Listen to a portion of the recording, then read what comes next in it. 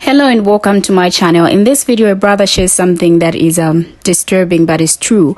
Now in this video, he shares how this palm color man is going through a hard time of days and nights full of nightmares, all tracking back to his old days when he was still a firefighter.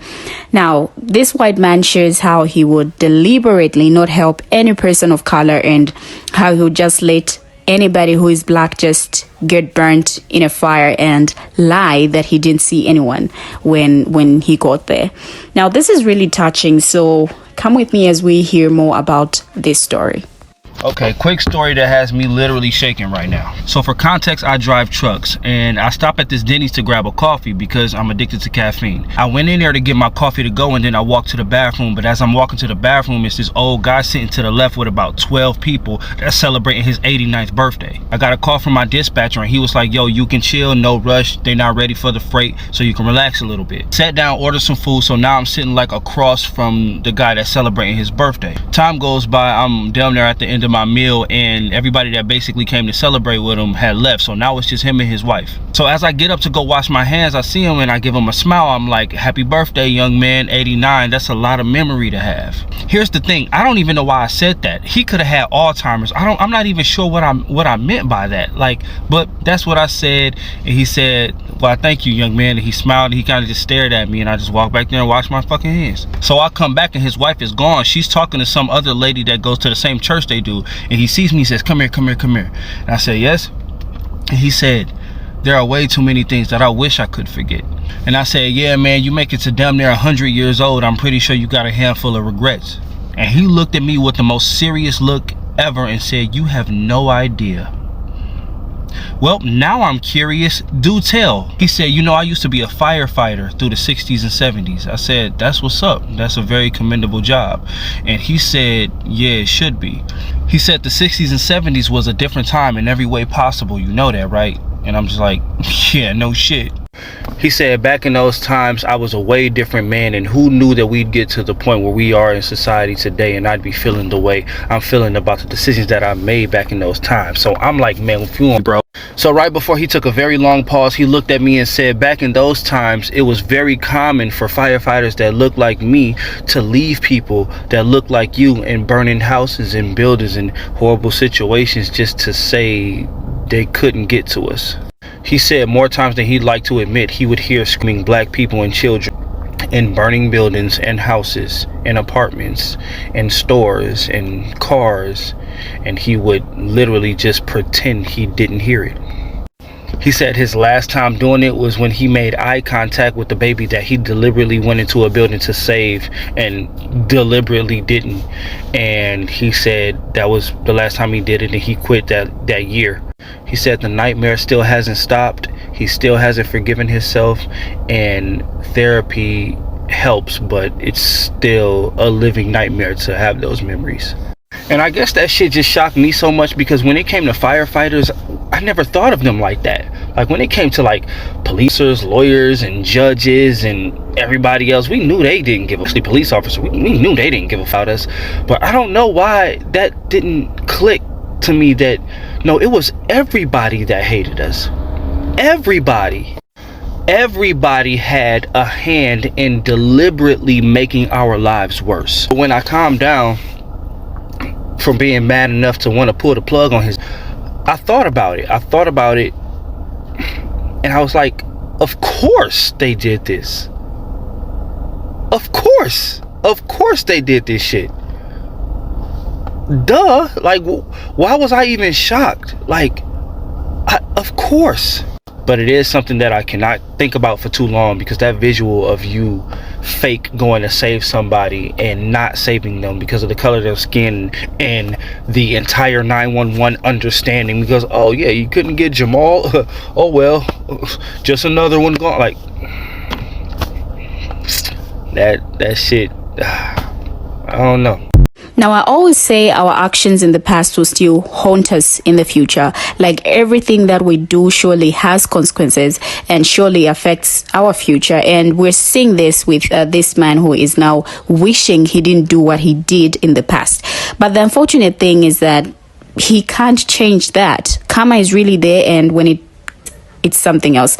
Let's check how people reacted to this in this number of stitches. I will be right back.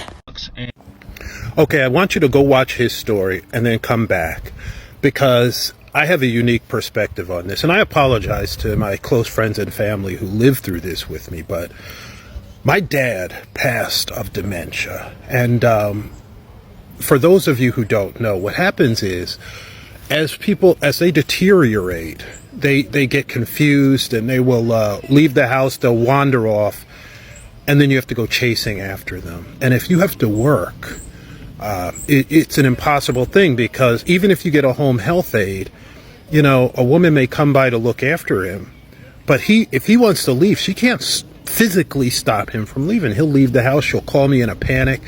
And at the time I was working in Manhattan, and you know, it was an hour and 40 minutes away. I had to ride the train, and the path, the train, all of this stuff. So by the time that I would get home, he has like a 2-hour head start, and we'd have to go looking for him. It was terrible. So we had to put him into a place to where he could get better care. And it was other Alzheimer's and dementia patients in that house. And I say all of that to say this.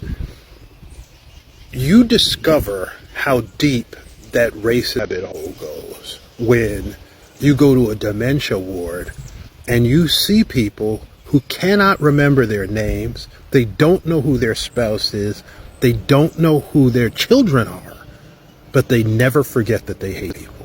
That's how deep that racism runs.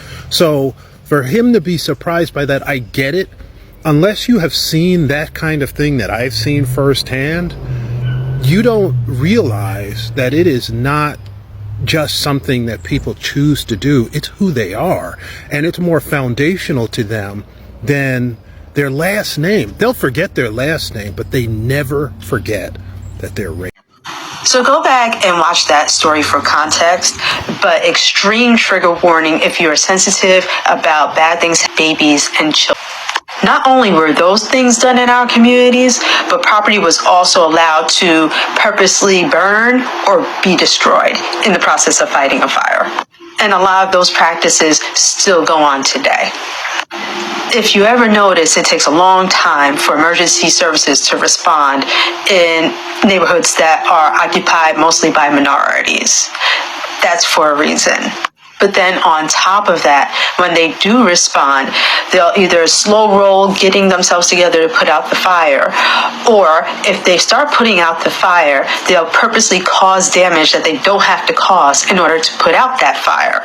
So for example, they may blast a window out with a fire hose, or take a door off the hinges in such a way that it damages not just the door, but also the whole frame of the door.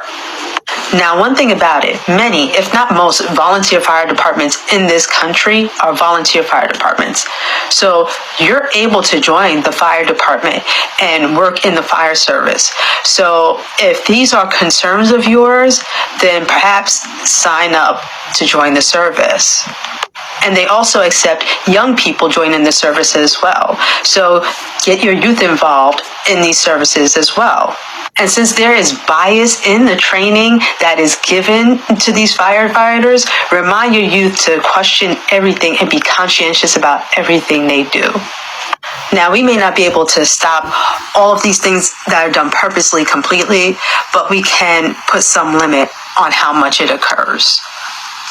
Okay, quick story that has me literally shaking to leave people that look like. And not only was it sad as fuck, but it makes me wonder how many other occupations during that time skipped over us. Like, you're on a different level of hatred when you can listen to baby being slain, and that's just okay to you. Being black is just so damn ghetto.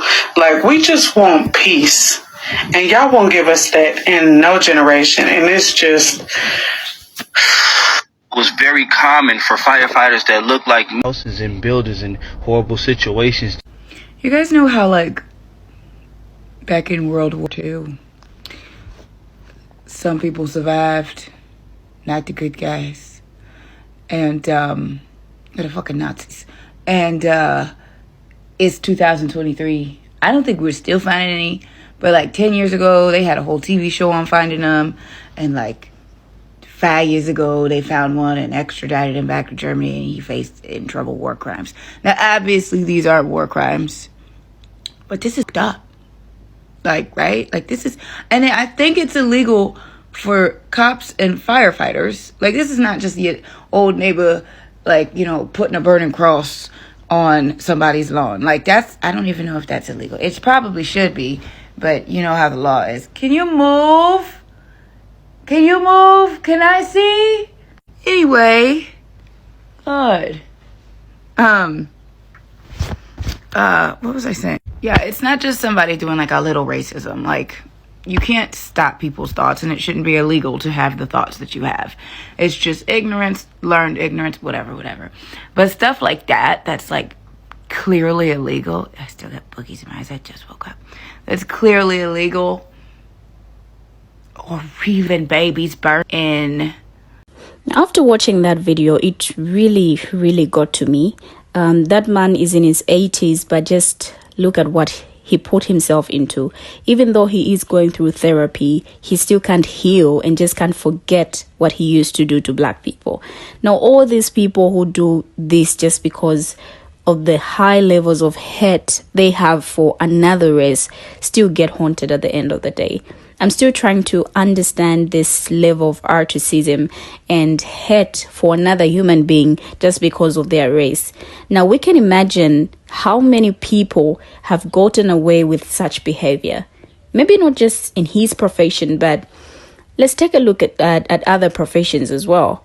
Professions that have to do with taking care or helping people out. I bet there's so many cases that we just don't know of that have been hidden but are happening. Now, the part that really got to me was the part he deliberately decided not to serve the went in the building to serve. Like he looked right in an innocent eyes and just decided to say, no, I can't. Now, I'm still trying to process everything a brother was saying, and I honestly, I can only imagine how he felt when he was pouring all these things out to him. Now, this is the saddest thing I've ever heard. Like, for someone to be just comfortable with watching another person or other people being unalived and not saving them just because they're not of your race is crazy. No amount of justification can make this right. Like, never.